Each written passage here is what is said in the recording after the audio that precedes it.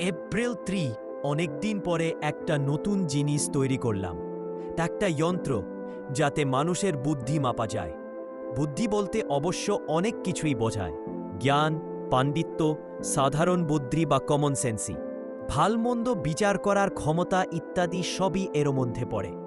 আমার অন্যান্য যন্ত্রের মতো এটাও খুবই সরল। যার বুদ্ধির পরিমাপ হবে তাকে একটা চেয়ারে বসিয়ে মাথার দুপাশে হেডফোনের মতো দুটো ইলেকট্রোড লাগিয়ে দিতে হয়। সেই ইলেকট্রোড তার একটা বাক্স জাতীয় জিনিসের গায়ে লাগানো হয়। সেই বাক্সের সামনে কাঁচে ঢাকা। সেই কাঁচের পিছনে দাগ কাটা আছে 100 থেকে 1000 পর্যন্ত।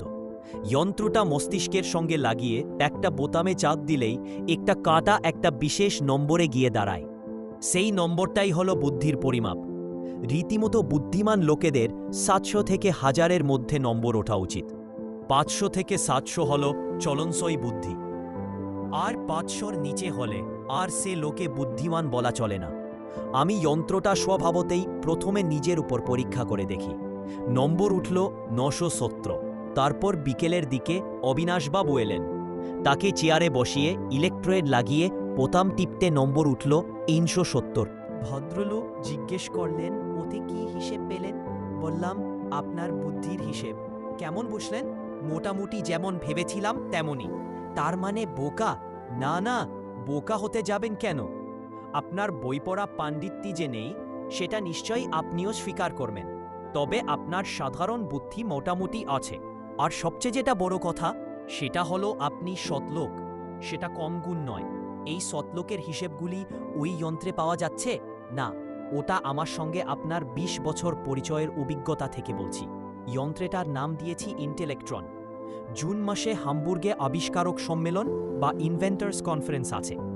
তাতেই যন্ত্রটা নিয়ে যাব। তোরে মুশকিল হবে এই যে অনেকেই নিজের বুদ্ধির পরিমাপ জানতে দ্বিধা করবে। একেবারে অঙ্কের সাহায্যে বুঝিয়ে দেওয়া কার কতটা বুদ্ধি আছে এটা সকলে খুব ভালো চোখে দেখবে না। আর আমার যন্ত্র ঠিকমতো কাল করে কিনা সেই নিয়েও অনেকে নিশ্চয়ই সন্দেহ প্রকাশ করবে। কিন্তু আমি জানি এই অস্ত্রে কোনো ভুল নেই। আমার সব আবিষ্কারই এ পর্যন্ত ঠিকমতো কাজ করে এসেছে।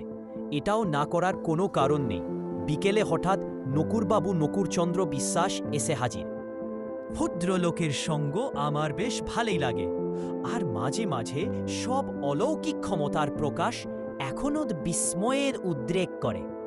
যেমন বসবার ঘরের সোফাতে বসেই বললেন, আপনি তো জুন মাসে আবার বাইরে চললেন। তা যাচ্ছি বটে, আপনার গণনায় ভুল নেই। এবার কিন্তু আমাকেও সঙ্গে নিতে হবে। কেনে বলুন তো, না হলে আপনার বিপদ আছে।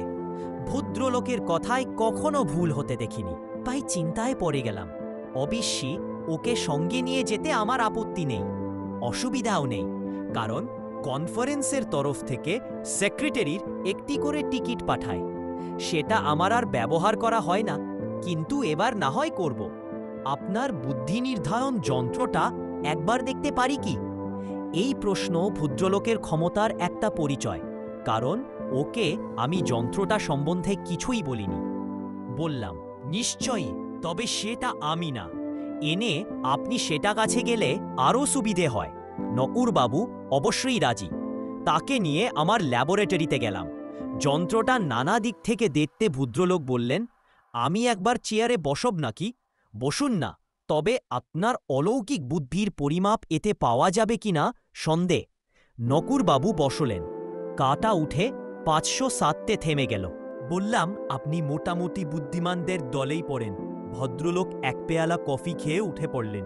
আমার ঠিকানা তো আপনার জানাই আছে। হামবুর্গ যাবার আগে খবরটা দেবেন।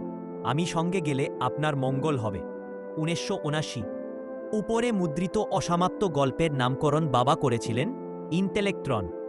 একটি বান্ধানো রুলটানা কাগজের খাতায় 11 ইঞ্চ 8 ইঞ্চি খসড়াটি পাওয়া গেছে। এটি সম্ভবত 1979-এর জুন মাসে লেখা। ওই একই মাসে তিনি শেষ করেছিলেন ডাক্তার নন্দীর মুন্সির ডায়েরি ও গোলাপি মুক্ত রহস্য। ইন্টেলেকট্রন পরে সম্পূর্ণ করার পরিকল্পনা ছিল, কিন্তু হয়ে ওঠেনি।